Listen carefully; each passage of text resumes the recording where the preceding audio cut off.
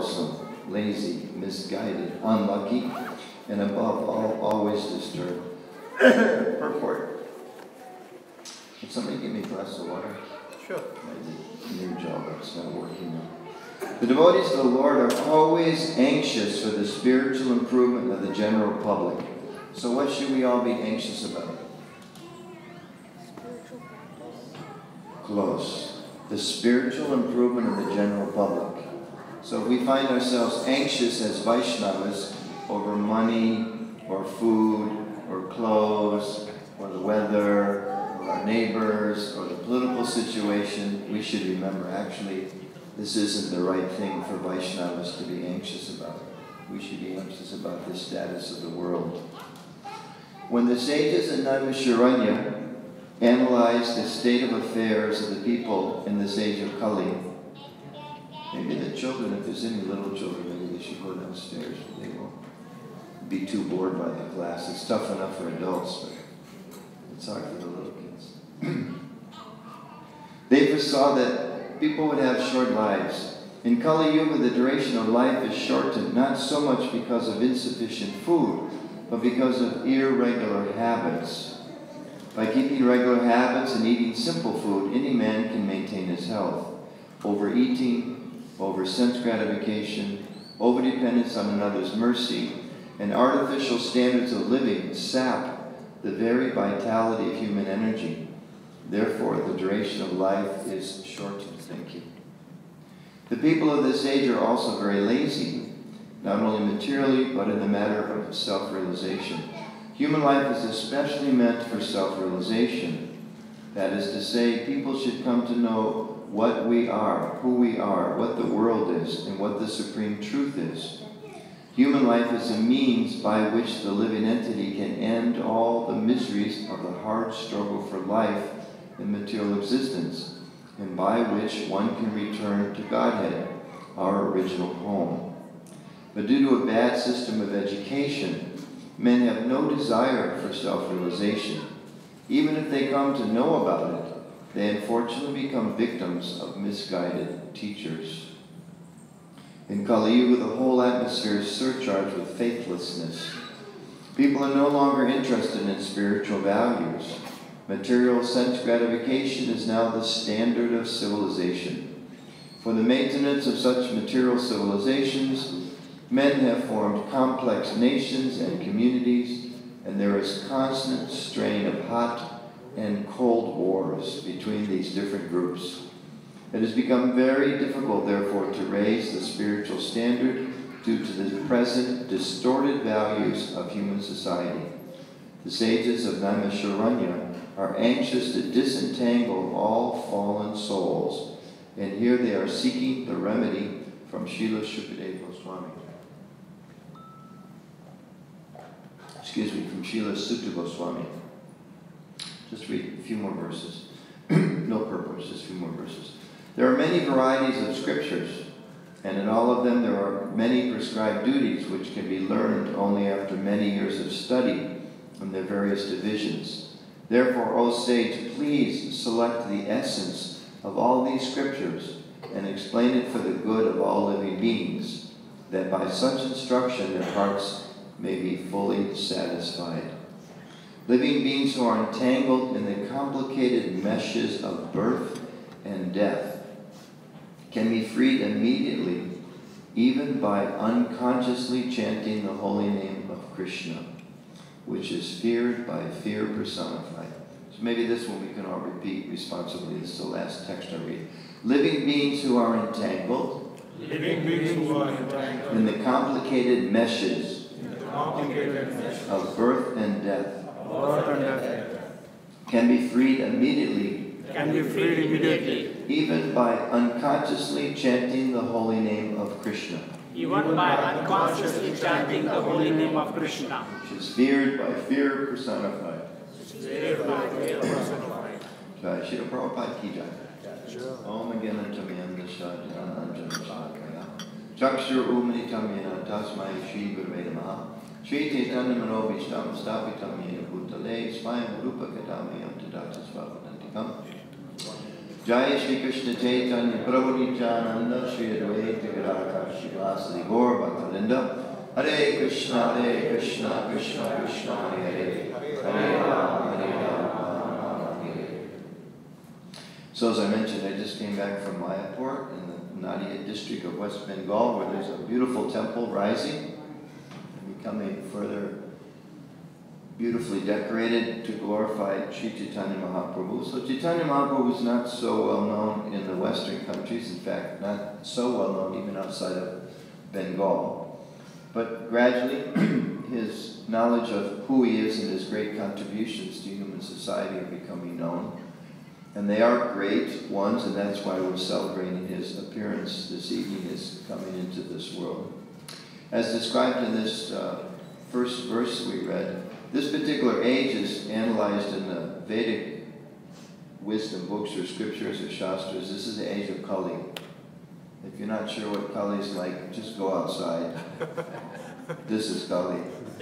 Rainy, cold, dark, not so pleasant, okay? And in addition to that, as is described, people in this age, they live short lives. I was in Mayapur, there was a good friend of mine who was bringing the ashes of his wife to put into the Ganga, and she was only in her 40s. And one day she was healthy, and 2 weeks later she was dead from cancer.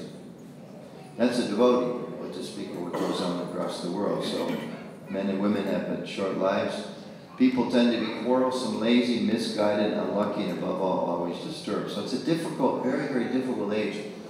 But Chaitanya Mahaprabhu, we understand as Krishna, or the divinity, the supreme personality of Godhead himself, who actually, the Shastras describe, because of such a difficult age, he comes with the easiest process. It's interesting because in the medical sciences, generally, the more complicated the disease, the more complicated the treatment, isn't it? Yeah. They say, oh, this is very advanced. We have to do this and this and this and this and this, and so many medications and so many different treatments. If you have some simple disease, there's usually a simple answer. But if it's a complicated disease, it's a very complicated treatment. So here, this gives us an insight on the nature of Krishna, the Supreme Friend, that although this age of Kali is the most difficult age, he, understanding how tough it is for all of us to actually just live peacefully, what to speak of spiritual progress, he comes as Gauranga Mahaprabhu.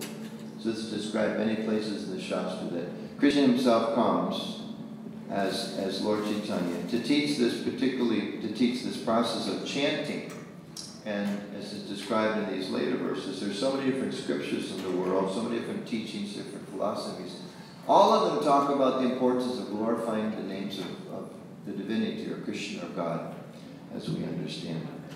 So there's so much glorification there, even in the non-Vedic scriptures. And the Lord Buddha taught about, he said, glorify my name. Lord Jesus talked about praising the name of God.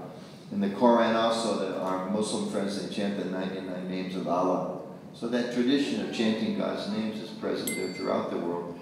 And here, much detailed information is given that because life is so difficult, Krishna makes it easy for us. And the process is rather simple. When we simply chant in unison or in Sankirtan collectively or on our individual beats, Krishna's names. Hare Krishna, Krishna Krishna, Hare Hare, Hare Rama, Rama Rama, Hare Hare. And it's also described, it's not a sectarian process. Many places in the scriptures it describes as millions of names of God. So it's like in these bhajans we were singing, some different names of Lord Chaitanya, some we're not so familiar with. So there's so many, but how many names maybe we know? There's what, the 1,000 names of Vishnu were chanted? So that's 1,000. So that leaves whatever, 6,999,000 more to go that we don't know about. So there's a lot of names of God throughout the world and throughout the universe. But particularly it's stressed that we should try to chant the Hare Krishna mantra if we don't have attention for another name. And people that do, we encourage them to chant in the same way. And for us, the process is very simple. Just chanting, honoring sacred, sanctified vegetarian foods, which we're going to do shortly. And especially it's enjoying to us to associate with spiritually minded people. Because just like the world is dark and dreary, most people's consciousness is dark and dreary. Because people, they tend to feel, I mean, if you've only got a few years here and the goal is to just make more and more money, well, the government keeps keeps changing the tax structure and making everybody crazy how to not pay too many taxes. And the weather keeps getting, you know, is it getting better, getting worse? That's almost a political statement these days. What the weather is like, and they know whether you're a good guy or a bad guy. So it's such a complicated situation. But Krishna's made it very easy for us just to chant. Very, very simple. And at the same time, the Acharyas teach us that with this chanting, there's only one requirement. There's only one requirement. And that is we should do so sincerely. And part of that sincerity is we learn this little test of how to chant offenselessly. We have to be able to chant without offense. And it's described if we do that, we can completely awaken realization of who we are beyond this body, that we're a spiritual being, completely awaken a sense of spiritual pleasure and happiness, and a sense of our eternal nature.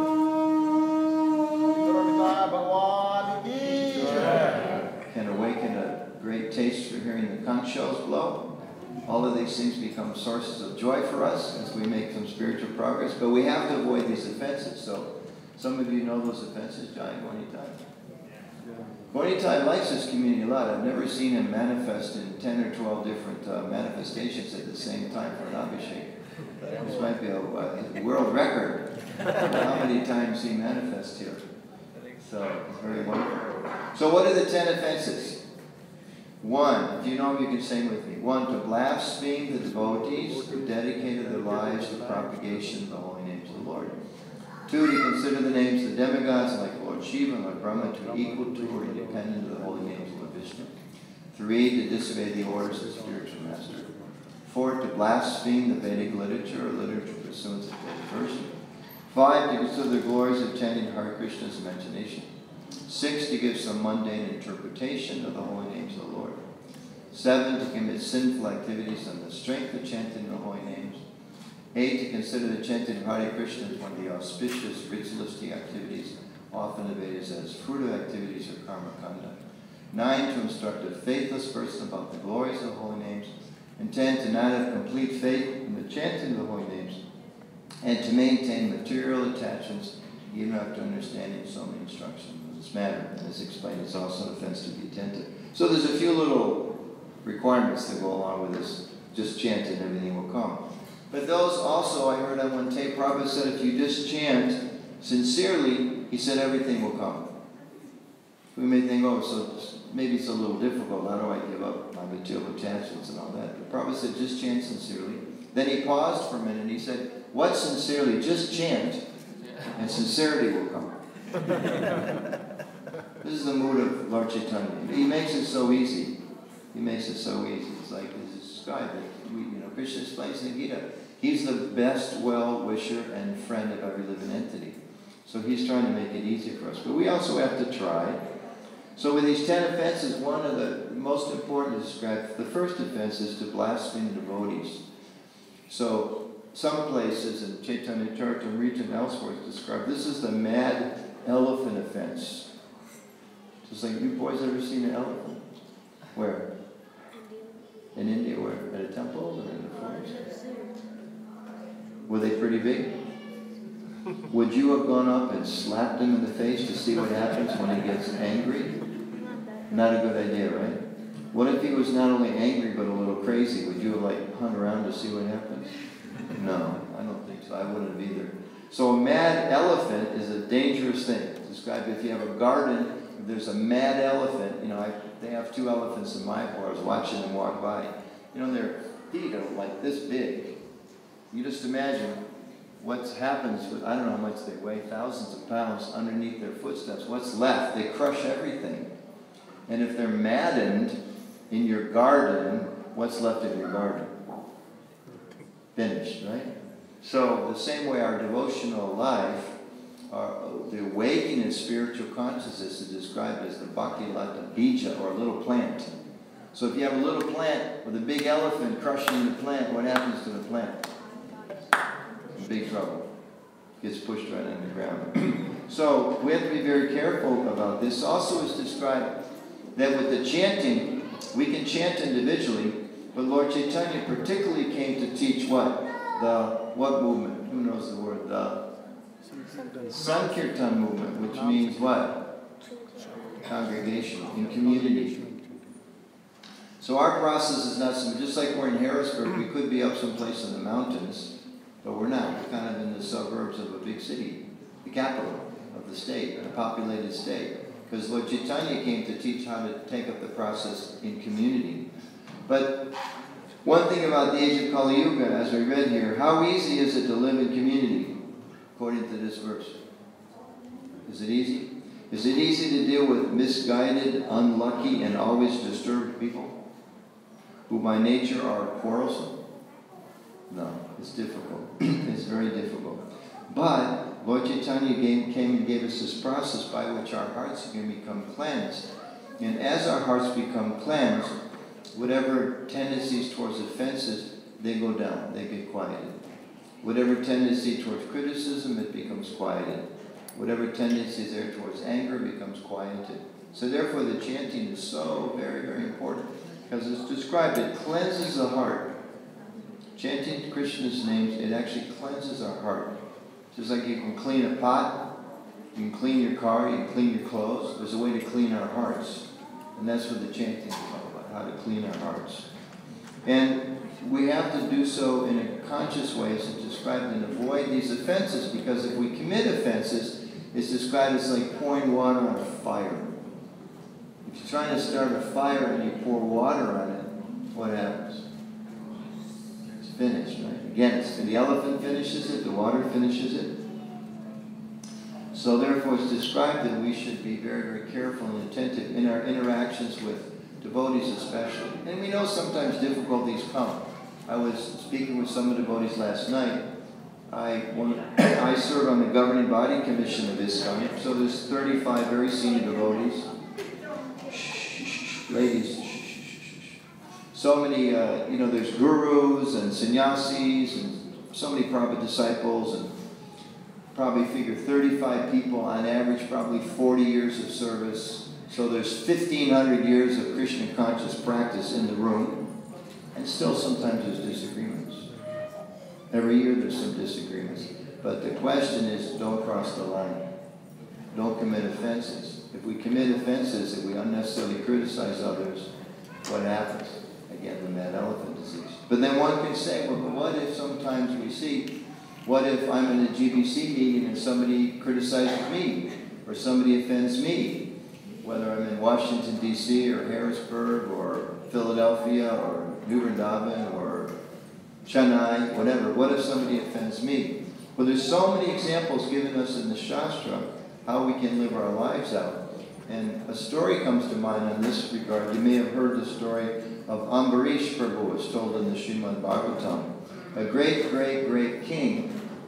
And he was very intently performing a special sacrifice. He fasted for a year for the benefit of his own spiritual life and for his citizens. Near the end of his fast, Durvas Muni came. Also a very great personality. Ambarish is a great personality. Durvas is a great personality. Durvas Muni, those of you that are familiar with him, he also is known, he has a little bit of a temperament. Sometimes he gets a little disturbed. He kind of shows up from time to time in different parts of the history. But a great personality, very respectable personality, but he has a few flaws. So Ambarish is still fasting. He's taken this vow. It's almost over. Durvas Muni shows up. Ambarish is the host. It's his duty to feed his guest first.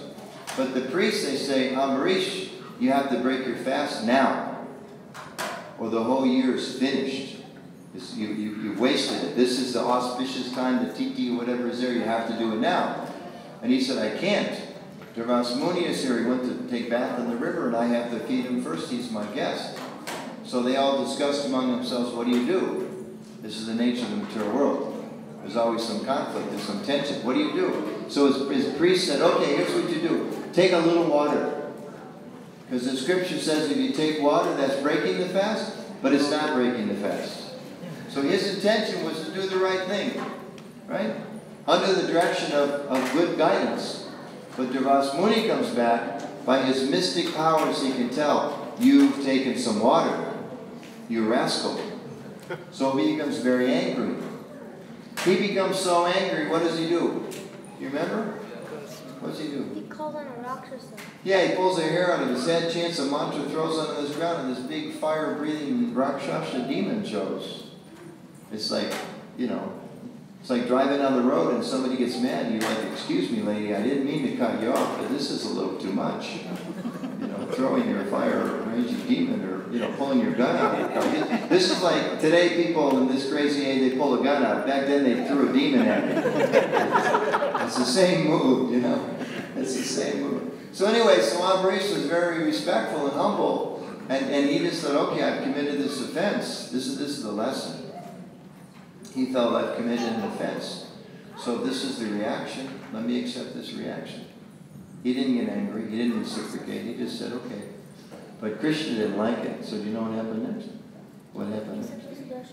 Krishna's personal weapon, the Sudarshan Chakra, showed up. And Devas Muni realized he's in big trouble. So then he ran all over the universe trying to seek shelter. And finally he was told, the only shelter you can get, you go back to Ambarish and you ask his forgiveness. And Ambarish, that was a pretty big offense, wasn't it? He like it, you know, it's kind of like, you know, I come here and I do the wrong thing, I knock over the curtain, or I say something improper towards the deities or the devotees, or I, you know, slip and knock, one of the kids trips over my feet, falls down the stairs, and that's a big offense, but nobody's going to like call up a demon to chase me around the universe, right? It was like quite a reaction. He was told you have to go and ask forgiveness. So he did that. He went back, and Ambarish, Prabhu immediately forgave him, Ambarish Maharaj.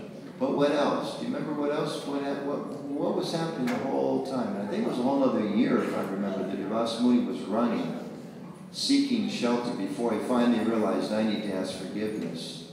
What was it? What happened next? Do you remember? Then Lord Vishnu told him, you have to ask Ambarish Maharaj to follow up with Sudarshan. Right. Lord Vishnu told him you have to go ask his forgiveness. But then when he came back, what do we find out about Ambarish Maharaj? What was he doing the whole year? He continued his fast. Why? Because he was thinking, I'm the offender. So Devas Muni cursed him for a little thing. He took a little sip of water. But Ambarish is thinking, actually, I'm the offender. Please, you forgive me. And in the end, Devas Muni was purified and understood, I've committed offense, and please, I need to beg your forgiveness. Ambarish Maharaj, who hadn't committed an offense, but still he was thinking, I'm the offender, and he asked forgiveness. And together they realized that by Krishna's grace we both become purified, and we both understand even more deeply our position of dependence on the Lord's mercy. And in this way the Bhagavatam explains the fire that arose between them was put to rest. So it's described in this age of Kali Yuga is like a forest fire. Some places describe it as like a bamboo forest. I don't know bamboo forest so much. There's bamboo around here, there's no bamboo forest, but it's described with this bamboo forest. Sometimes the wind blows and the trees move and they rub against each other. What happens? You know that one? Fire. Oh, you're good. Next week you give class, I'm going to sit there and listen to you. The bamboo rubs and it catches fire. Now, did anybody go to the forest to create a fire? In this case, that happens sometimes, but in this case, did anybody set the bamboo on fire? Did anybody walk in and say, I want to have a conflict with the next tree, or I want to spark, or I want to cause? No. But it happens. It's just the nature of this world. And we have to accept that for whatever reason, unknown to us now, we somehow or other, although we are by nature pure spiritual beings, we came into this material world. We've been put here to learn various lessons, and part of the lessons come from how do we deal with these fires that arise in the material world. So Lord Chaitanya came and gave us this process of chanting Hare Krishna, by which we can clean our hearts. And when our hearts get a little clean, then we change from Devas Muni mentality into Ambarish mentality. Devas was a great sage, but he had some problems. Ambarish was a great sage, and he saw no fault in anyone else. Even though Duras was so full of faults, I mean, he had no right to be so angry. It was totally improper. So improper that Vishnu sent his weapon to teach him. He was so wrong. But in Ambarish's heart, he was thinking, I've committed some offense. Somehow or other, I must have offended you. You're a great sage. You're angry with me. So I feel very bad. So Mahaprabhu came to teach us, though, even though we are also products of this age of quarrel. We're quarrelsome people. We tend to be, disturbed about so many things. But this isn't the way we have to be. It's not actually who we are. We're actually, each and every one of us, men, women, young, old, white, black, brown, PhD, 6th grade education, doesn't matter. Those things are all external. We're spiritual beings, and we've forgotten that. But by the chanting of Krishna's name, we can awaken our spiritual identity. And all these problems of the material world, they become really minimized. Because we see there's something more important. And what's more important is the fact that every single person here, whether we know it or not, whether they know it or not, we're all interconnected. We all have a connection with Krishna, with the Lord. And it's a loving connection. And right now, forgetfulness and material consciousness are coming between us. So as devotees, especially on this day, the appearance day of Lord Chaitanya, we should pray to Lord Chaitanya with as deeply as we can in our hearts. Please, take away in my heart this false conception that, I'm a Nuttaman, I'm a man, I'm, 60 years old, and people should respect me, or I'm a woman, and I've raised so many kids, or I've got a PhD, or I've got a job, and those are all not who we are. Please take away those conceptions and help me realize, actually, I'm a servant. I'm a servant. I don't own anything. I came into this world with nothing, and I'm going to leave this world with nothing. I got a couple of rings on my finger. They're worth about $100 a piece. But when they burn me, I'm not taking these with them.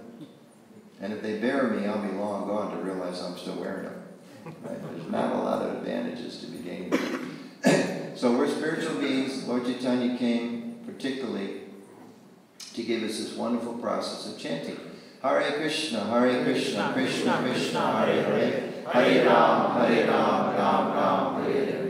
So we should do so in a humble mood, asking Krishna, asking Lord Chaitanya, please clean my heart. And whatever and whenever fires arise in this world, let me not be disturbed. Let me remember that every lesson is a lesson for me to remember that I'm the servant of the servant of the servant to the servant to the servant to the gopis, or the servants of Lord Krishna. And if we have that mood, no fire can ever come out. And when it does, we'll put it out through the mercy of Lord Chaitanya and the instructions given to us by Srila Prabhupada. So we'll stop there because it's a special night, but it's also still a school night and a work day tomorrow, so we don't want to talk too long. So we have kirtan now, or take a question or two. Bhoga is being offered, so that maybe you can talk another 2 minutes. Maybe there's any questions? Any questions or comments? Anybody want to?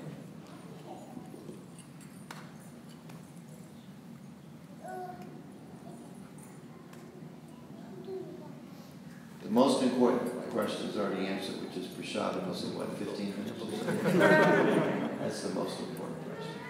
Do you have any questions? You had so many answers. Do you have any questions? No? Only answers? That's a good thing. That's a good thing.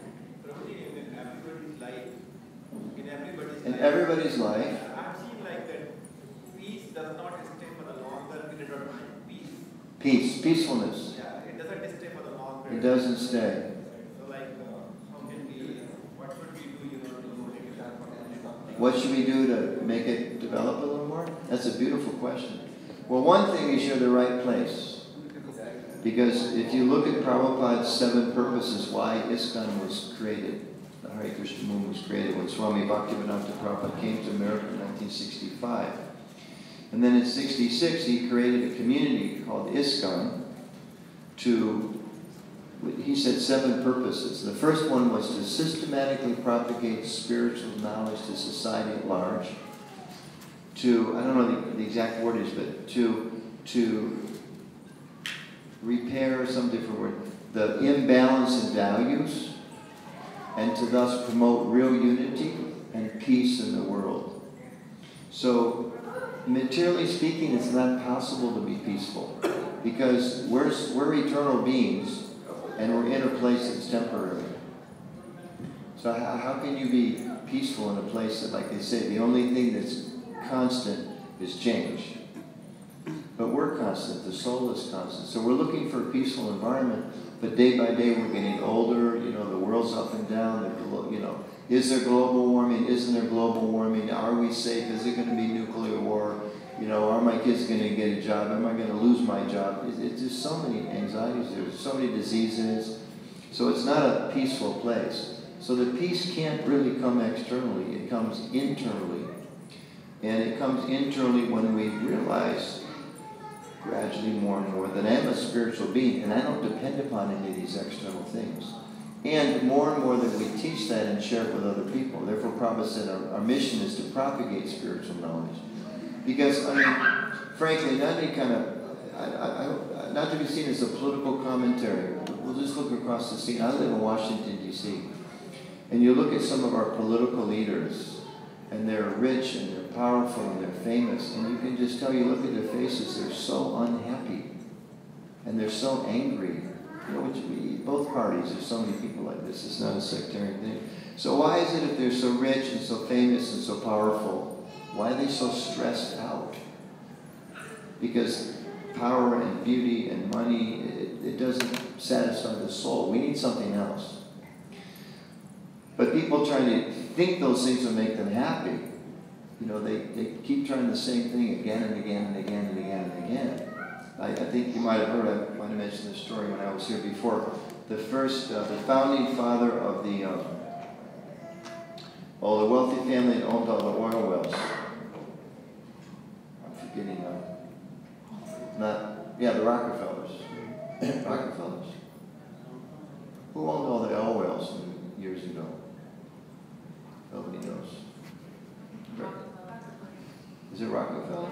John D. Rockefeller. Okay, great. Thank you.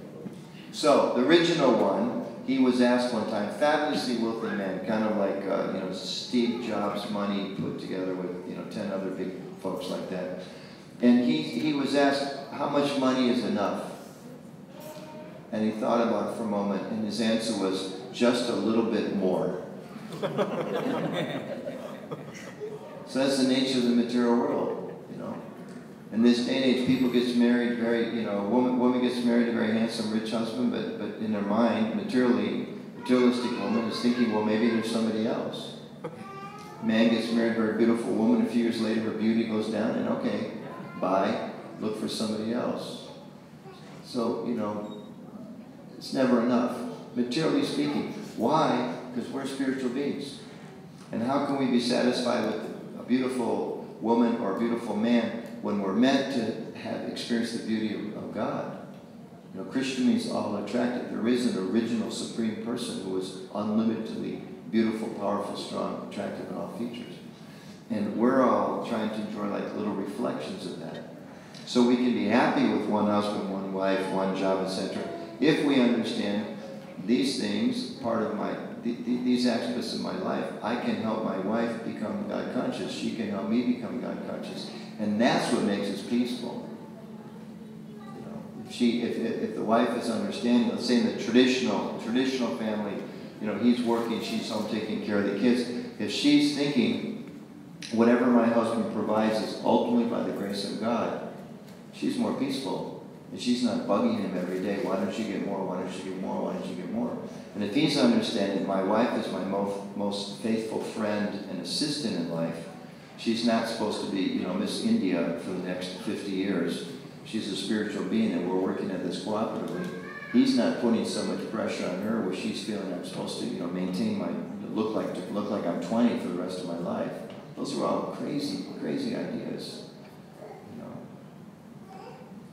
So there's too much passion in the world. So we're trying to bring a little goodness in there. So we can do it ourselves and with others. Is that okay? Yes. So you were saying that... Wait, he's got one more follow-up. How can you surrender completely to the service of the Lord? Oh, we have to be purified. We can't. His question is, how do we surrender completely to the service of the Lord? The answer is step by step, gradually, bit by bit. So today after the lecture, go downstairs and help clean the kitchen. Okay? That's not complete surrender, but it's a little step.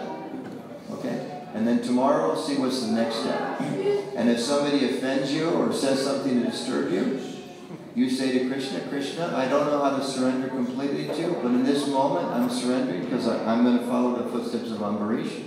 I'm not going to get upset. I'm just going to be a humble servant. That's the trick. Sometimes we think, oh, if Krishna appeared before me, I'd surrender. Well, but he's appearing before us now in the form of some trash in the basement. So am I willing, am I surrendered enough to pick it up? And I mean that with all seriousness. To be thinking, I am a servant, where is the chance for service? Because Krishna's not just going to appear in front of us whimsically.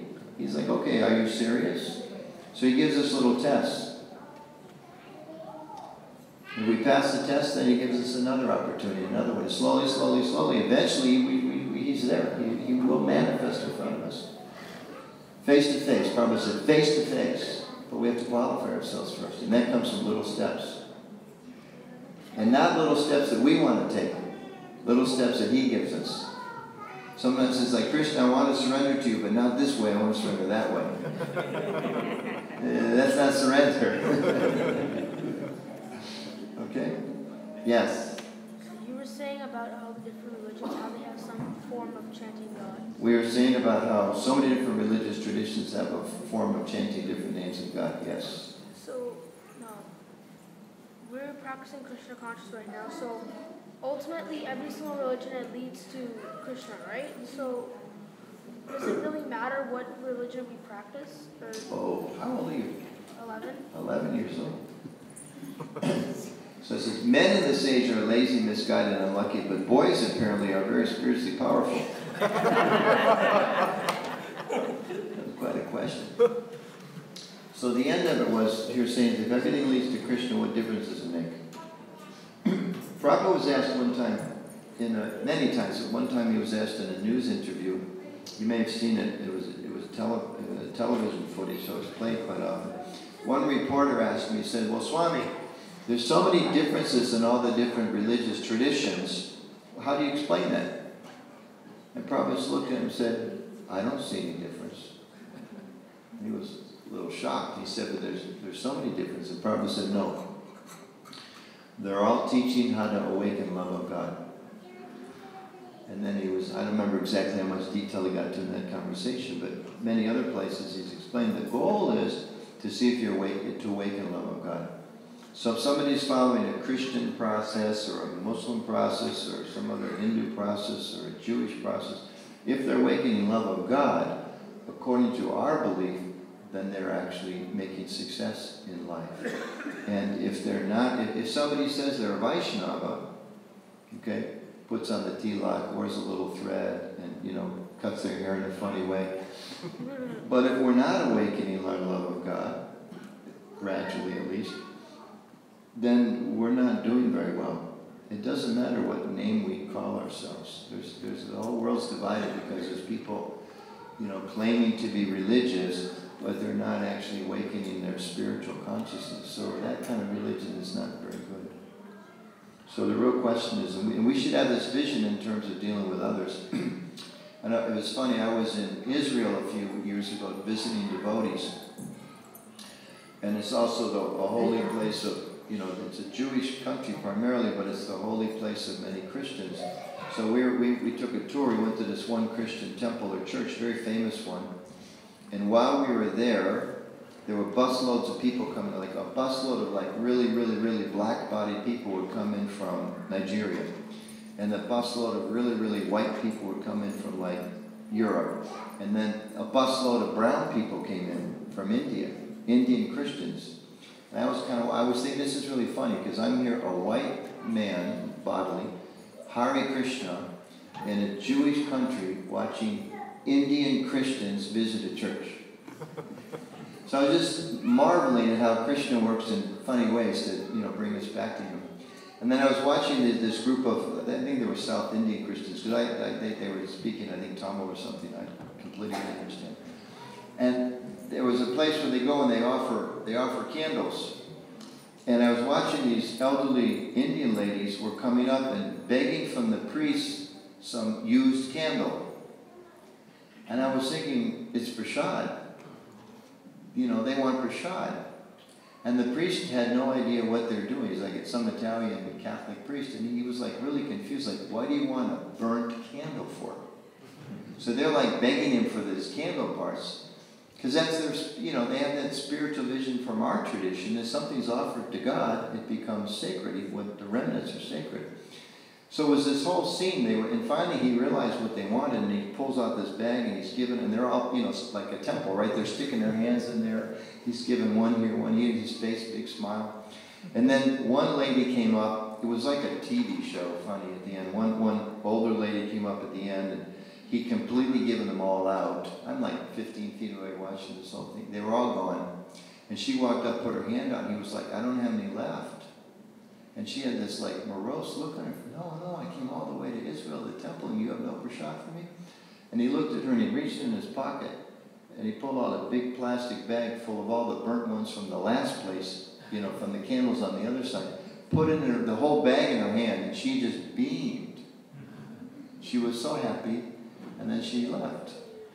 And I was thinking, Krishna, you're so much inspiring so many people in so many different ways. I'm a Hare Krishna in a Jewish country, in a Christian church, watching South Indians becoming inspired, getting prasad that the priest didn't even know was prasad, and I'm inspired by that. So those are some of the ways Krishna works. Is that okay?